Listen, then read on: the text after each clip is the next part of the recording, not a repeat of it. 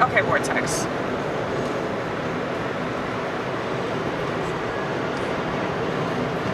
I wonder how many people like watch stuff in sequence.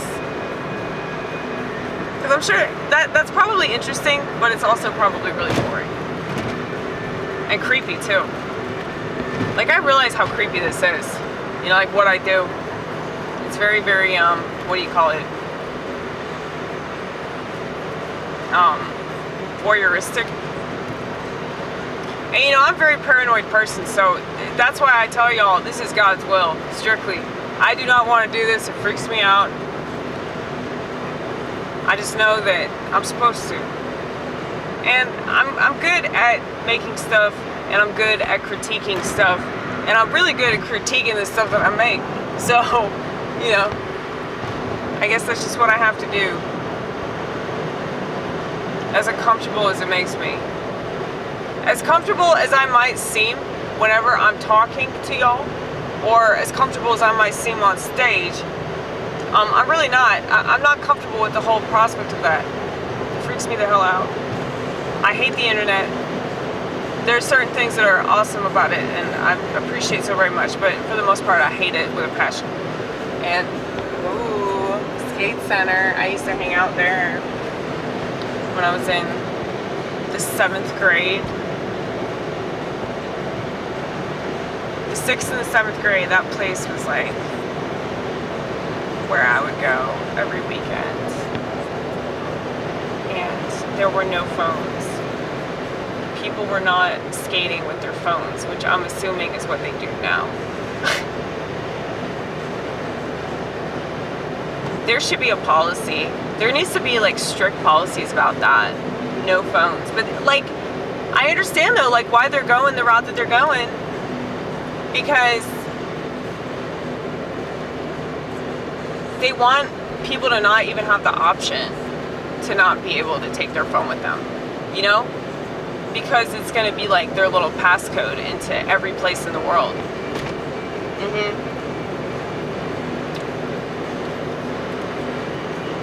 So it's going to be like a way that people pay for stuff. I mean, that's why it's easy for people to, you know, get taken in by this idea of having like a chip inside of them that just like, essentially it's like a credit card, right? So you're turning yourself into a credit card. That's pretty cool, I guess.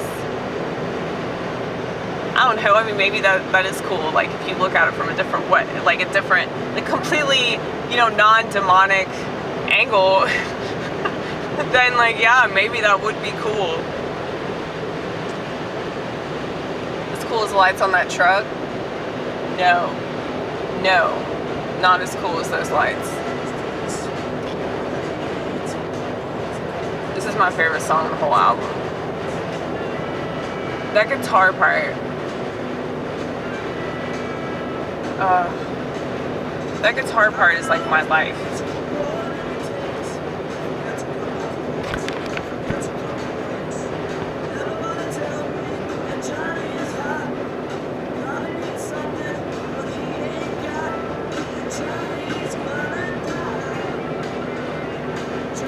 Johnny's gonna die, but you know who doesn't die?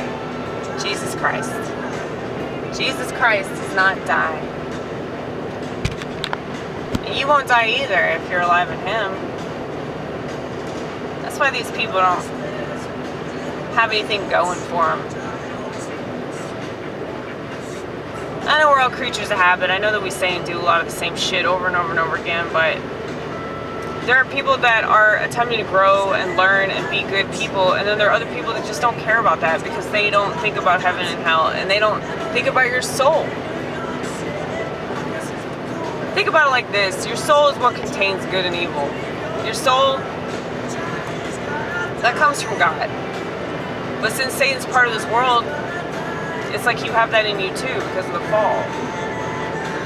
And the only way to cleanse it is through Jesus. But because we're still human, you know, of course we're going to continue to fumble. I struggle with that. Every day I struggle with that. But it's like, I really do have hope in my salvation. I really have hope in the grace of God, and that it's like, I know from my own personal experience and things that I've struggled with in the past, and I no longer struggle with those things. But not just that, it's like, God gave me the grace to carry me through all that time when I was just a terrible, terrible person, and making all kinds of, you know, completely inexcusable rationalizations for like completely inexcusable behavior. They're just, oh well, I need this more than that person needs this. That's why I'm stealing it. You know? I mean, I guess it's kind of funny. I realize that anything's funny and anything's really sad. Like, you could be angry, or you could be chill. You could be sad, or you could be happy. You could be depressed, or you could be rejoicing. Like, it's all your choice. It's all perspective. Some people, they get stuck on certain perspectives, you know, as we've seen. Why would you want to be like that? It's so boring. People like that are boring. You say that a lot. I do say that a lot, because it's true. It's true shit that never ceases to be true. See, why can't I say things like that? Like what I just said, and the way that I said it. I don't think that you're comfortable enough on stage to get into it like that.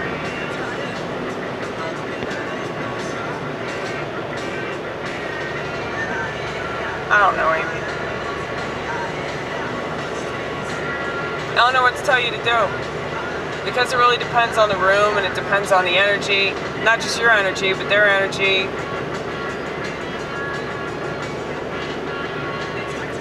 It's all up in the air. But yeah, you fucking killed it on the way out though. If only you could just do that the whole time. Well, I mean, I know that there are pauses of reflection. And I do that to people a lot, where like they won't get the joke at first, and then I'll hear them laugh like a couple seconds after the fact. But yeah. I'm trying not to use the keyboard. It's not hard. I really don't feel like lugging it up there, 'cause, you know, it's just so difficult for me to get situated anyway, that like the more I have up there, it just seems like counterproductive for me. Like literally, if I want to be productive, that's not the way to do it, right?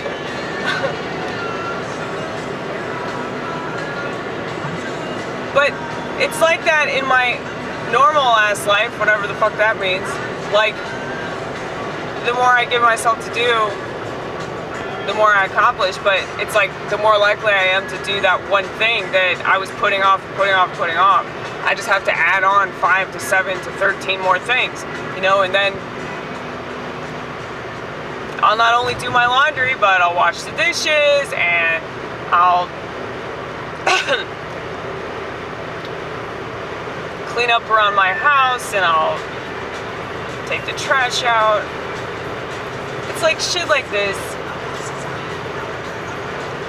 It's stuff that women should do anyway. But it's so hard for me to not be a total mess, because, you know, I tell people I have disorganized schizophrenia. I mainly have undifferentiated schizophrenia, so I have like all these different symptoms of literally all of the different types of schizophrenia, which is kind of cool. But I most relate to the disorganized, because, you know, when I explain that to people, they're like, oh, okay, so that's why you take your house everywhere you go. Yeah, you see my car, you see the stuff I bring up on stage, you know, you see my house, you see my garage, like all the stuff that I've accumulated over the years. Like, I promise you, I'm not making excuses, and I'm not like trying to play the victim about anything or be a bitch. Or it's so frustrating, like with mental illness, it's so frustrating with anything that a lot of people use as a crutch, you know, something that we tell ourselves, oh, well, I have to do this because I'm this way, or I can't do this because I'm this way. But really, I think that mentally ill people are just a lot more aware of themselves some of the time. Like the joke that I did tonight about masturbating and like how I don't enjoy sex because like I just have sex with myself, you know? Like I want to talk about those things that I struggle with. Because like, you know, I'm still a person that experiences those urges from time to time. It's just a question of like whether I give into those urges or not, you know? But why is that a thing? It's because I can't really connect with people. I mean, literally, that joke, I mean, it was funny, but it's just a sad-ass fact. You know, like, having sexual intercourse with somebody and wishing that you were dead is not really good, right? Right? See, I can say that on set, that's fucking funny. But yeah, I want to talk about that. I want to talk about stuff that's, like, a lot more personal, but at the same time, like, I need to stop thinking at all about like my image, or I mean, I'm not really that concerned about it, but it is something that I'm like, you know, conscious of, like more conscious of it in regards to, you know, being Orthodox. Because like when I tell people I'm Orthodox and then like I'm up on stage talking about masturbating, it's kind of, you know, it seems a little contrary to the Orthodox claim. Yeah. Well, I mean, you struggle though, so it's not. You know where your salvation comes from, so I don't see why you'd say that. I think that's Luciferian. You know, worrying about how you come across and shit. Because on the one hand, like, yeah, there's a healthy aspect of it. Like, you want to be good, right? You want to be good, so, of course. But if you're trying to cleanse yourself up there too, like, reveal certain things about yourself if it helps you to do that. What if comedy really is therapy? What if comedy really does work? Well, apparently Maria Bamford, she said that she had a really good therapist that told her to write jokes about her OCD, and whenever she wrote jokes about it, she said that it went away. Because she became aware of how silly it was. So yeah, that was a good therapist. And if you've seen the jokes that she's done about it, it kind of proves that she saw a good therapist, because like her comedy is so brilliant. Like that whole thing that she did, the YouTube special, where she was just basically recycling all the jokes that she'd been doing over and over and over again. But they're so good. It was just her. It was all her. You know, she does these impressions of people. Oh man, but just tonight, just talking about comedy. I feel like that's arrogant. Like, I'm gonna talk about my profession, and even though I haven't made it, or like, nobody knows who I am. I mean, yeah, they know who I am in Nashville, but like, I'm that Kaufman comic, so I'm just like really obscure, you know? They don't know what to expect, and they don't know like when they're actually gonna get me, because, you know, I have the habit of just falling off fast from comedy. I fast from everything. I fast from stand-up. No, but I have done that, and I see a lot of people do that too, because they just get so depressed. I mean, yeah, it's depressing, but really, I think it's just because I'm, like, not motivated to do what I know I'm supposed to do for myself.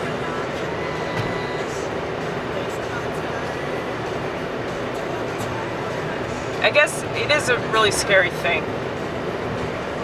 It's just any kind of fame and, like, notoriety that I might have, it's like, kind of freaks me out. And I mean, I really don't like it when dudes pay attention to me and I can tell that they want to have sex with me. At some point, that's their intention, okay?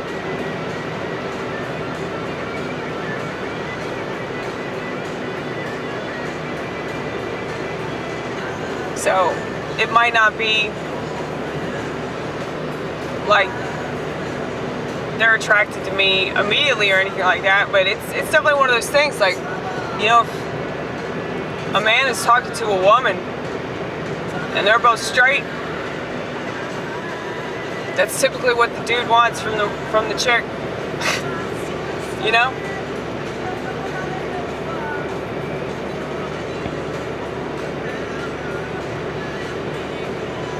It's not that crazy. It's just the way shit is, you know? So that's why I try to avoid that. I try to, like, be,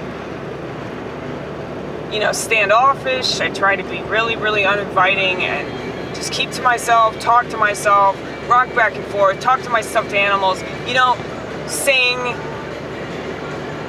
pray, do whatever I possibly can. Just fucking, it's like, yeah, I get down on my knees, like, before I get up there. People don't even know what I'm doing. They're probably just confused. Actually, Shane Bianchi, he saw me one time. He was the only one that knew. But anyway,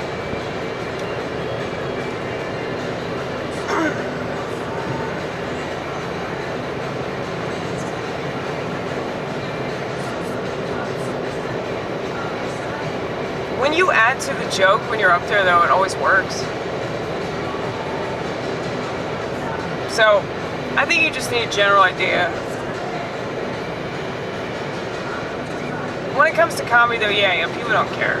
Just get up there and do comedy. Don't talk about comedy. It's stupid.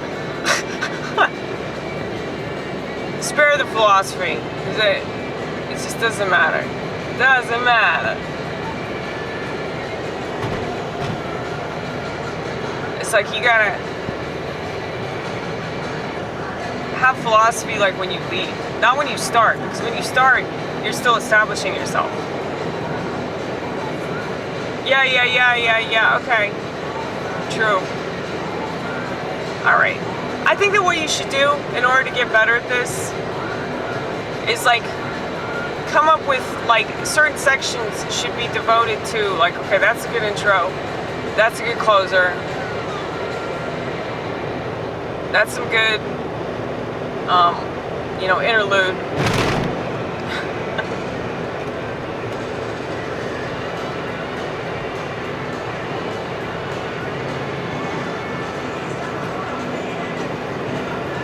I mean, I actually think that the beginning and the end would be so much easier than the middle. Oh, yeah. So, we definitely got our work cut out for us.